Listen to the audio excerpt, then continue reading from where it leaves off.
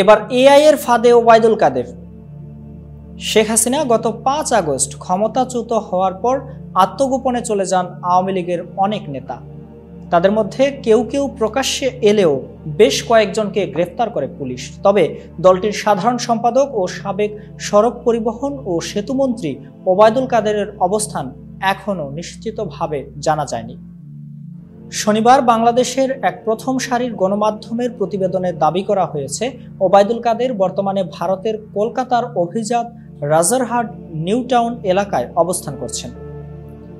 এদিকে শুক্রবার ডিজিটাল সংবাদ মাধ্যম সকাল সন্ধ্যার সম্পাদক গাজী নাসিরউদ্দিন ফেসবুকে একটি পোস্টে দাবি করেন, তার এক বন্ধু কলকাতার অ্যাপোলো হাসপাতালে ওবায়দুল কাদেরকে দেখেছেন। এ পোস্টের পর থেকে কাদেরের অবস্থান নিয়ে নতুন করে আলোচনা শুরু হয়েছে। এর মধ্যেই ওবায়দুল কাদেরকে কলকাতার রাস্তায় দেখা গেছে দাবি করে একটি ছবি সামাজিক যোগাযোগ মাধ্যমে ছড়িয়ে পড়েছে। ছবিতে তাকে নর্থ সিটি নামে একটি হাসপাতালের সামনে দাঁড়িয়ে থাকতে দেখা যাচ্ছে। প্রথমত, বাগমারি রোডে অবস্থিত নর্থ সিটি হাসপাতালের সামনের অংশে ৫টি জানালা রয়েছে, কিন্তু আলোচিত ছবিতে শুধু 4টি জানালা দেখা যায়।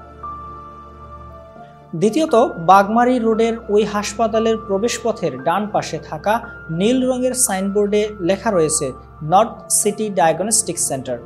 সাইনবোর্ডটির এক পাশে কয়েকজন মানুষের ছবিও দেখা যায়। তৃতীয়ত, ওই হাসপাতালের অ্যাম্বুলেন্সে হাসপাতালের নামের পাশাপাশি ঠিকানা ও জরুরি ফোন নম্বর উল্লেখ আছে। এতক্ষণ বার্তা বৈঠকের সাথে থাকার জন্য ধন্যবাদ। নতুন নতুন তথ্য ও সংবাদ পেতে বার্তা বৈঠকের ইউটিউব চ্যানেল এবং ফেসবুক পেজের সাথেই থাকুন।